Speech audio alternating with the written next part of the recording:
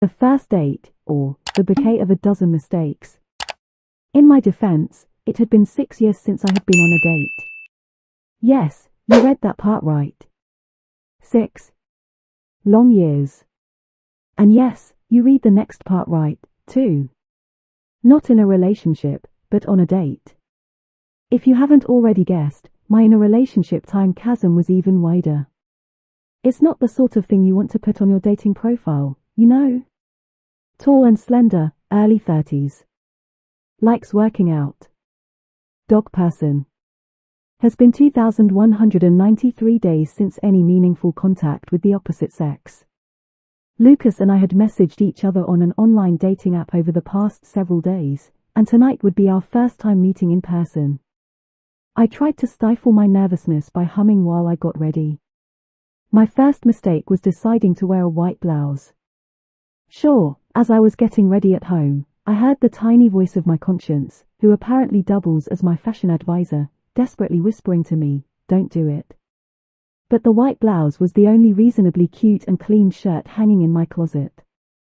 I took it off the hanger, stole a guilty glance at the massive pile of dirty laundry on the floor, and whispered back, "I'll just be extra careful."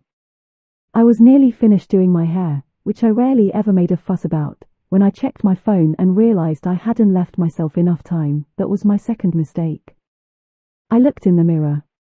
The curls on the left side of my face were impressive, wavy, loose, natural looking. Like a model on a beach in Hawaii. The hair on the right side of my face looked like a poodle had jumped into an industrial ribbon curler. I ran my fingers through my hair, let out a tiny wail, slung my purse over my shoulder, and ran out the door. I swerved into the parking lot of the Italian restaurant 4 minutes late, nudged my car into a tight spot between a vehicle, a fire hydrant, and the curb, and walked briskly inside. Lucas was already at a table waiting for me, so, after being seated, I awkwardly apologized for my lateness.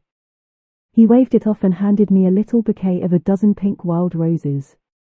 They were beautiful and, unlike a massive bouquet of deep red roses on a first date, felt more charming than concerning. But I felt extra guilty for being late. I nervously dug in my purse for a lip balm, and then felt dread come over me as I realized my third mistake, that, in my haste to leave the house, I had left my wallet sitting on the table in the entry hallway. Lucas and I had already discussed the bill to alleviate any awkwardness at the meal, and we agreed to each pay for our portion. I pretended to look at the menu while my fingers were wildly searching the depth of my purse for any cash.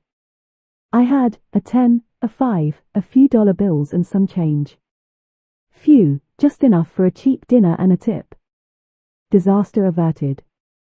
Lucas and I chatted while we waited for our drinks. The restaurant was welcoming, with dim lighting and low music, and we had been seated in a private tucked-away corner. A small vase with fresh flowers adorned the center of the table, and 2 tall pillar candles added a pretty glow. The waitress returned with our drinks and took our orders. My fourth mistake was ordering the chicken parmesan with red sauce. More on this to come later, but it was the Saturday night special and was the cheapest thing on the menu. My fifth mistake of the evening was during an awkward pause in the conversation. Most conversations have pauses, and some conversations have awkward pauses. But conversations on first dates win the gold medal for extra special awkward pauses. You know the kind. One of you is talking about something, the topic isn't important, and inevitably trails off into an unintelligible mumble as you realize that the conversation is dwindling. And then the silence comes. Not a comfortable, familiar silence, but a silence that gnaws at you both and gets increasingly louder as the seconds tick by. To the last person who spoke, the silence says, "What is wrong with you? Why did you say that you like eating brined pickles dipped in cheese powder?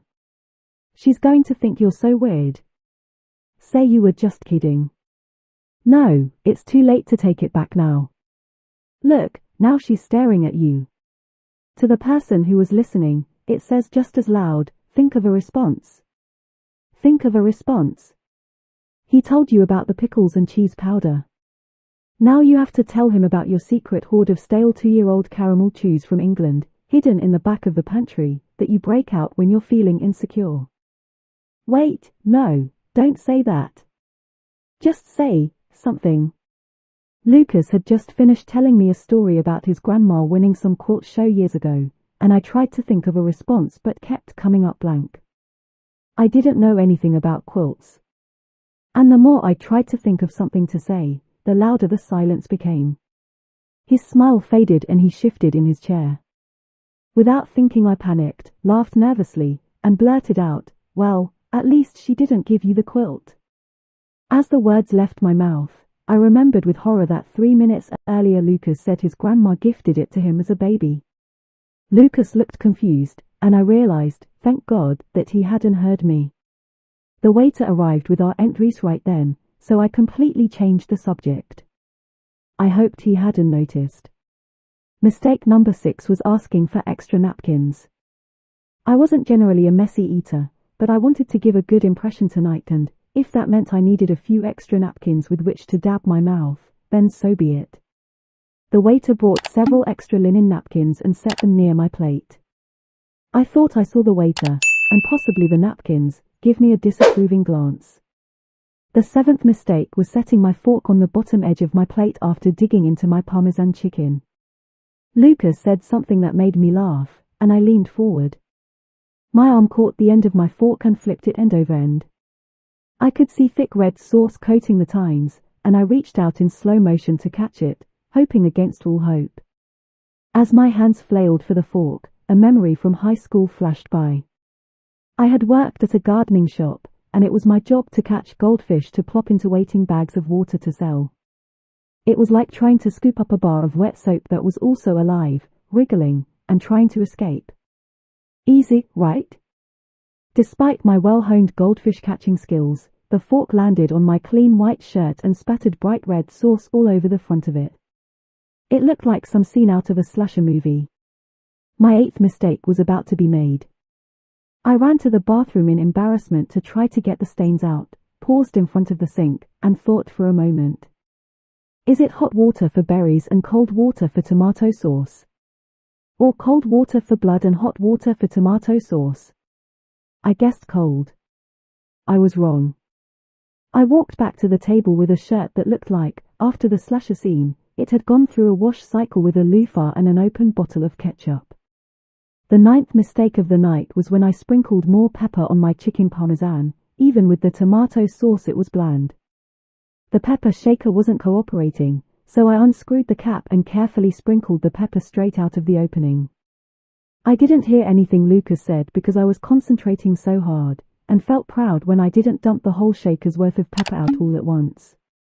I recapped the shaker and breathed a sigh of relief. Just as Lucas was asking me a question, my left eye started to itch, so I reached up and rubbed ground pepper squarely into my eye. Mistakes 10, 11, and 12 then followed in rapid succession. I wanted to dip my napkin in the ice water to alleviate the searing burning feeling which now had tears running down one side of my face. But I couldn't see out of my left eye and thus had no depth perception as I reached for my ice water.